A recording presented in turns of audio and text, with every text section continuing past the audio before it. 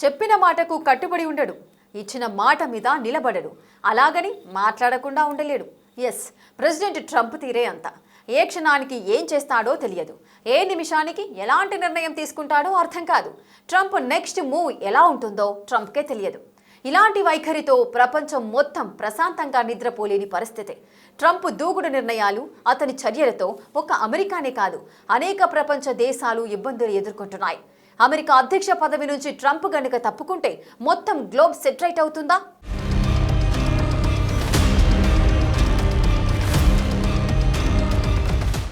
Donald Trump ఈ పేరు ఎంత సంచలనమో ఈ క్యారెక్టర్ అంత మిస్టరీ.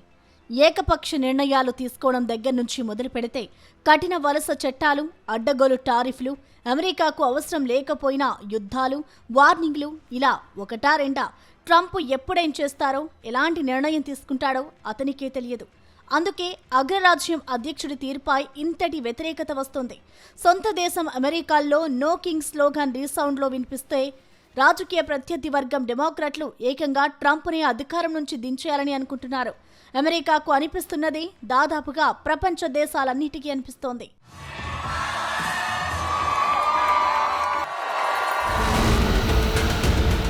నిజానికి ట్రంప్ అన్ప్రెడిక్టబుల్. ట్రంప్ నిర్ణయాలు ఎంత వేగంగా ఉంటాయో అంతే వేగంగా కాంట్రవర్సీగా మారిపోతాయి. ఇన్నాళ్లు వీటన్నిటినీ భరించిన అమెరికా ప్రజలు ఇప్పుడు భరించలేకపోతున్నారు. అందుకే అమెరికా వీధుల్లోనే కాదు, మిగతా దేశాల్లోనూ ట్రంప్ అంటే జనాలకు చిర్రెత్తిపోతోంది. ప్రజాస్వామ్య దేశమైన అమెరికాలో అయితే నో కింగ్స్ నినాదం పుట్టుక వెనుక లోతైన కారణాలు, అనేక రాజకీయ పరిణామాలున్నాయి. అమెరికా అధ్యక్షుడికి అపరిమితమైన అధికారాలు ఉండొద్దనే ఉద్దేశమే ఈ ఉద్యమం. ట్రంప్ రెండోసారి అగ్రరాజ్యం అధ్యక్షుడిగా పగ్గాలు చేపట్టాక ఆయన ఓ రాజులా కనిపిస్తున్నారనే వాదన గట్టిగా వినిపిస్తోంది.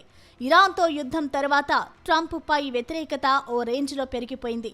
రాత్రికి రాత్రి ఓ దేశ నాగరికతను అంతం చేసేస్తామన్న ప్రకటన మరింత చిర్రెత్తుకొచ్చేలా చేసింది. దాంతో ఆయన్ని పదవి నుంచి తొలగించేందుకు డెమోక్రాట్లు అభిశంసన ప్రక్రియను ముమ్మరం చేస్తున్నారు.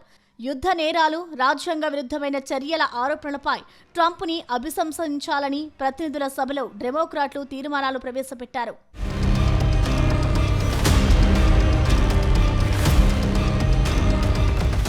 President Trump Iran, Yemen, Syria లాంటి దేశాలపై అనాధికారికంగా యుద్ధ చర్యలకు దిగారని, అమెరికా ప్రజాస్వామ్యానికి ముప్పుగా మారారని డెమోక్రాట్లు ఆరోపిస్తున్నారు. ట్రంప్ తన తొలి టర్మ్లో 2 సార్లు అభిశంసనకు గురయ్యారు. ఇప్పుడు 3వసారి అభిశంసించేలా డెమోక్రాట్లు ప్రణాళికలు వేస్తున్నారు. ట్రంప్పై చర్యలు తీసుకోవడానికి వీలైనంత త్వరగా ప్రతినిధుల సభలో ఓటింగ్ జరపాలని భావిస్తున్నారు. కొందరు రిపబ్లికన్ సభ్యులు కూడా ట్రంప్ చర్యలపై అసంతృప్తిగా ఉన్నప్పటికీ సెనేట్లో వాళ్ల ఆధిపత్యమే ట్రంప్కు రక్షణగా నిలుస్తోంది. అభిశంసనతో పాటు ట్రంప్ని పదవి నుంచి తొలగించాలని కొందరు డెమోక్రాట్లు డిమాండ్ చేస్తున్నారు. అయితే ట్రంప్ మాత్రం తనపై వస్తున్న అభిశంసన ఆరోపణలను రాజకీయ ప్రేరేపితమైనవిగా కొట్టిపారేస్తున్నారు.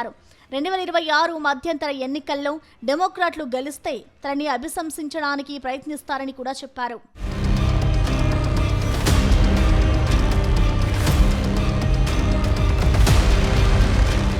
అమెరికాలో వచ్చే నవంబర్లో జరగబోయే మధ్యంతర ఎన్నికల్లో ప్రెసిడెంట్ ట్రంప్ గ్రాఫ్ అంత బాలేదు. ఆయనకు ప్రజాదరణ తగ్గినట్లు సర్వేలు చెబుతున్నాయి. ఆయన అప్రూవల్ రేటింగ్ 33% నుంచి 43% మధ్య కొట్టుమిట్టాడుతూ ఉంది. 55 నుంచి 60% వరకు ఓటర్లు ఆయన పనితీరు పట్ల అసంతృప్తిగా ఉన్నట్లు తెలుస్తోంది. ముఖ్యంగా ద్రవ్యోల్బణం, నిత్యావసర వస్తువుల ధరలు పెరుగుదల ఆయన గ్రాఫ్పై ప్రతికూల ప్రభావం చూపుతున్నాయి. అమెరికా పొలిటికల్ హిస్టరీ ప్రకారం అధికారంలో ఉన్న పార్టీ మధ్యంతర ఎన్నికల్లో సాధారణంగా సీట్లు కోల్పోతోంది. ప్రస్తుతం రిపబ్లికన్ పార్టీకి ఉన్న స్వల్ప మెజారిటీ ముప్పు పొంచి ఉంది. డెమోక్రాట్లు హౌస్ ఆఫ్ రిప్రజెంటేటివ్స్ లో మళ్లీ పట్టు సాధించే అవకాశం ఉందని విశ్లేషకులు భావిస్తున్నారు.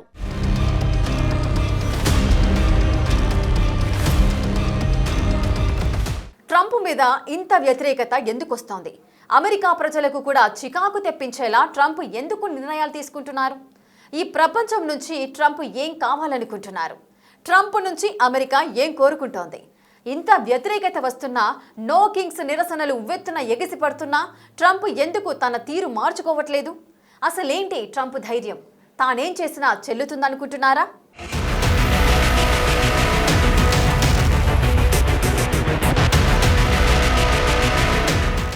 ఇరాన్ మొత్తాన్ని తుడిచిపెట్టేస్తామంటాడు. రాత్రికి రాత్రే సీజ్ ఫైర్కి ఒప్పేసుకుంటాడు. ప్రెజర్ పెంచుతాడు. టెన్షన్ పెడతాడు, ఆఖరి నిమిషంలో డెసిషన్ మార్చుకుంటాడు. ట్రంప్ అనుసరిస్తున్న దూకుడు రాజకీయాలు, ఇరాన్పై యుద్ధం, కఠిన నిర్ణయాలు, ఆంక్షలకు వ్యతిరేకంగా ప్రపంచవ్యాప్తంగా పెద్ద ఎత్తున నిరసన వ్యక్తమవుతోంది. ఈ పరిస్థితుల్లో ట్రంప్ అధికారంలో లేకపోతేనే ప్రపంచం మొత్తం సర్దుకుంటుందా అనే ప్రశ్న తలెత్తుతోంది. నిజానికి ట్రంప్ పొలిటికల్ స్టైల్ అంతా విధ్వంసమే. పాత పద్ధతుల్ని తుడిచిపెట్టేసి తనకంటూ ఓ కొత్త పంతాను ఎంచుకుంటున్నారు. ట్రంప్ హయాంలో అమెరికా తన మిత్ర దేశాలైన నాటో, యూరోపియన్ యూనియన్లతోనూ ఘర్షణ పడుతోంది. అమెరికా ఫస్ట్ అనే నినాదంతో టారిఫ్ యుద్ధం ప్రకటించారు. ఇది భారత్ లాంటి అనేక అభివృద్ధి చెందుతున్న దేశాలను సైతం ప్రభావితం చేసింది.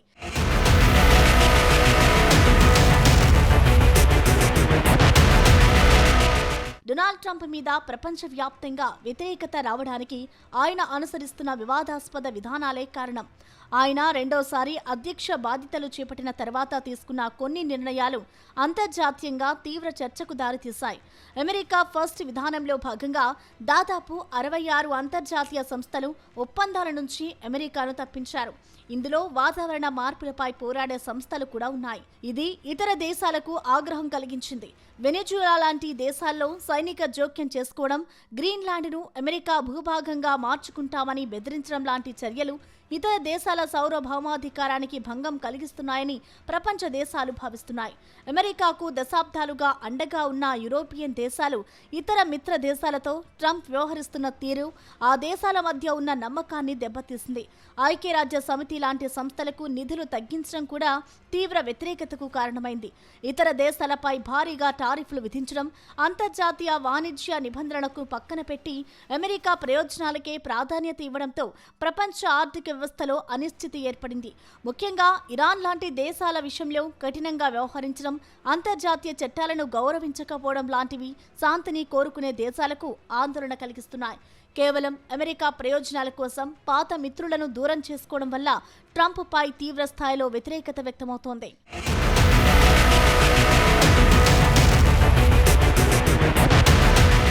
ట్రంప్ గనక తన దూకుడిని ఇలా కంటిన్యూ చేస్తే రాబోయే రోజుల్లో ప్రపంచ దేశాలు అనేక సవాళ్లు ఎదుర్కోవాల్సి రావచ్చనే విశ్లేషణలు వినిపిస్తున్నాయి.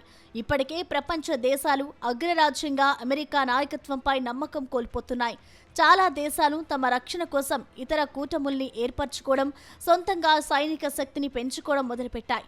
దాదాపు అన్ని దేశాల నుంచి వచ్చే దిగుమతులపై భారీగా టారిఫ్లు విధించడంతో అంతర్జాతీయ వాణిజ్యం మందగించింది. ఇతర దేశాలు కూడా ప్రతిచర్యగా అమెరికా వస్తువులపై పన్నులు వేస్తున్నాయి. దీనివల్ల వస్తువుల ధరలు విపరీతంగా పెరిగి ప్రపంచవ్యాప్తంగా సామాన్యులపై భారం పడుతోంది. ఇది గ్లోబల్ రెసెషన్ కు దారితీసే ప్రమాదం ఉంది. ఇక ట్రంప్ పారిస్ వాతావరణ ఒప్పందం, ఇతర 66 అంతర్జాతీయ సంస్థల నుంచి అమెరికాను బయటకు తీసుకొచ్చారు. పర్యావరణ పరిరక్షణ కోసం ఇచ్చే నిధులను కూడా నిలిపివేశారు. ప్రపంచంలోనే అతిపెద్ద ఆర్థిక వ్యవస్థ అయిన అమెరికా పక్కకు తప్పుకుంటే గ్లోబల్ వార్మింగ్ తగ్గించే ప్రయత్నాలు కుంటుపడతాయి. దీనివల్ల ప్రకృతి వైపరీత్యాలు పెరిగి అన్ని దేశాలు నష్టపోతాయనే చర్చ జరుగుతోంది.